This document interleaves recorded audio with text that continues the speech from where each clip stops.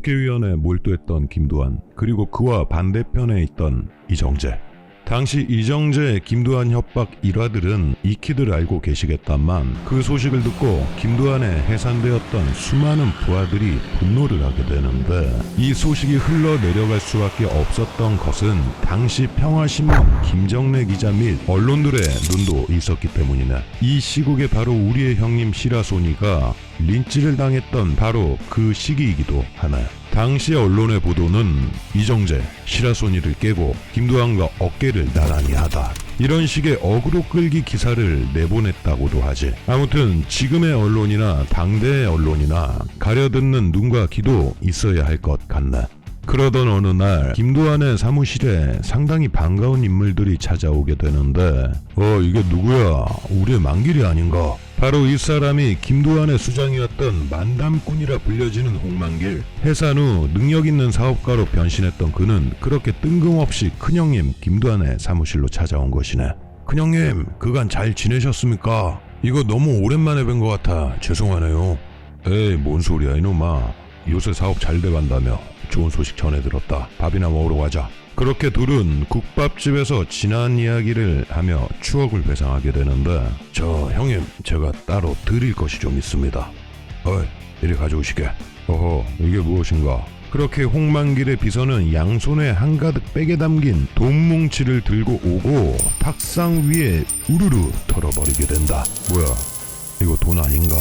대체 이렇게 큰 돈을 나에게 왜 가져왔는가? 형님, 어제 기사 보고 사방팔방 동생들과 청년단원들 전화 받느라 아주 죽는 줄 알았습니다. 이정재 그놈은 은혜도 모르고 이게 말이 됩니까, 큰형님? 아니, 의원님, 같이 빨갱이 때려잡았을 때부터 돈이 있어야 뭐든 하는 거 잘 아시지 않습니까? 이걸로 흩어진 주먹들을 모아 이정재 그놈 아주 가만두지 마십시오. 영원히 일어서지 못하게 아주 뭉개버리자고요. 너 임마, 그게 뭔 소리야? 안 돼. 지금은 그때가 틀려. 만약 그런 일이 벌어지면 자네들 다 죽네. 아니 형님, 그렇다고 이렇게 천하의 큰형님이 가만히 당하고만 있을 수 있습니까? 이렇게 김두한과 홍만길의 대화가 오가는 사이 홍만길의 부하 휘발유 민수가 들어오는데, 안녕하십니까 형님, 휘발유입니다. 휘발유. 형님을 위해 준비한 게 있습니다. 휘발유. 근데 이건 뭐야 또? 아니 이건 또 웬 돈봉투인가? 이렇게 김두한은 본능적으로 전 부하들이 이정재에 대한 복수를 계획하고 있는 것을 눈치채게 되지.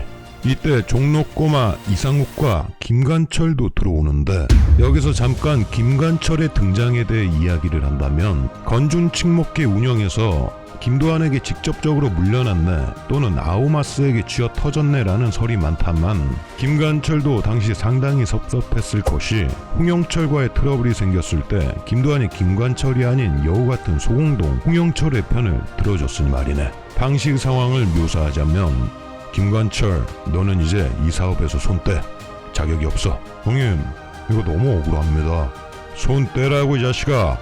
이렇게 김두한이 위협사격을 하고 멘탈이 붕괴된 김관철은 이후 여기저기를 떠돌다 자유당 쪽에서 사주한 경찰과의 술자리에서 술에 취해 자신의 의지와는 다르게 뭐가 뭔지도 모르고 자유당 쪽에서 준비한 김두한의 고소장에 지장을 찍게 된 것이지. 그 일로 실제로 김두한은 큰 화를 입을 뻔했었던 것이네. 자신의 그 지장이 고소장인지도 몰랐던 김관철은 황급히 고소를 취하했지만 취하가 받아들여지지 않아 김두한에겐 피해가 갔던 것이지. 김두한의 굴욕편에선 이와는 다른 설로 조명이 되었으니 참고 바라네. 그리고 김관철이 김두한을 찾아가 무릎을 꿇으며, 그 형님, 죄송합니다. 이 못난 아우를 용서해 주십시오. 야 임마, 그거 네가 모르고 한 거 아니냐? 신경 쓰지 말거라. 그때 경찰서에서 다 끝난 이야기 아닌가? 그냥 일어나시게. 그리고 다시 본론으로 돌아와 이렇게 김관철뿐만이 아니라 과거 김두한 밑에 있던 부하들이 하나둘씩 사무실에 들어와 가득가득 메우게 된다. 이때 상하이조 조이창 역시, 그리고 신진과 신영균까지도 찾아온 것이네. 형님, 이정재 저놈을 아주 뭉개버리려면 형님이 전처럼 힘이 있으셔야 합니다. 이렇게 정치에만 하셔서는 절대 이길 수 없습니다, 형님. 이렇게 김두한의 전 부하들은 온 지방에 흩어진 부하들을 총동원하여 이정재 사단의 이동 동선 군데군데 매복을 하게 되지. 김두한의 오케이 한마디만 떨어지면 동대문 사단이 아주 아작이 날 수 있는 상황이었던 것이지. 바로 이렇게 모든 부하들을 소집하고 총괄했던 그 인물은 천하의 독종 신영균. 형님, 명동에도 연락을 취했고 그들 역시 적극 협조하겠다고 이야기가 된 상태입니다.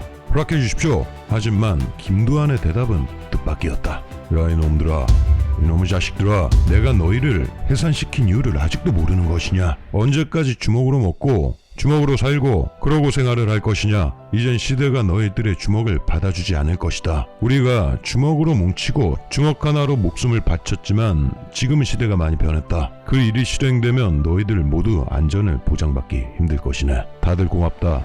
하지만 오늘 이 계획은 절대 나는 허락할 수 없다. 각자 자리로 돌아가 열심히 살거라. 오늘 이렇게 그대들의 모습을 보니 나 역시 기쁘구나. 이렇게 오후 5시부터 매복했던 수많은 매복 요원들은 밤 12시가 다 돼서 해산하게 되고 김두한은 신영균과 홍만기를 불러 한마디를 하지. 영균아, 다시는 이런 일을 하지 말거라. 그리고 만기리도 마찬가지야. 우리는 전과 같으면 안 돼 이제. 어쩌면 김두한의 이런 판단은 훗날 부하들이 깡패소탕을 전부 피해갔던 현명한 판단이 아닌가도 싶네. 한편 김두한을 위해 모여들었던 수많은 부하들을 본다면 그는 참으로 의리 있는 동생들을 참으로 잘 둔 것 같아. 마지막으로 영상에 다 담지 못한 더욱 자세한 이야기는 네이버 브로그 지식인을 링크 걸겠네. 아마 유지광의 회고나 그 어떤 기록들보다 더욱 신뢰가 가는 삼자들의 이야기를 직접 운영자님께서 인터뷰했던 기록들이니 강력 추천하겠네. 시청해주셔서 상당히 감사하네.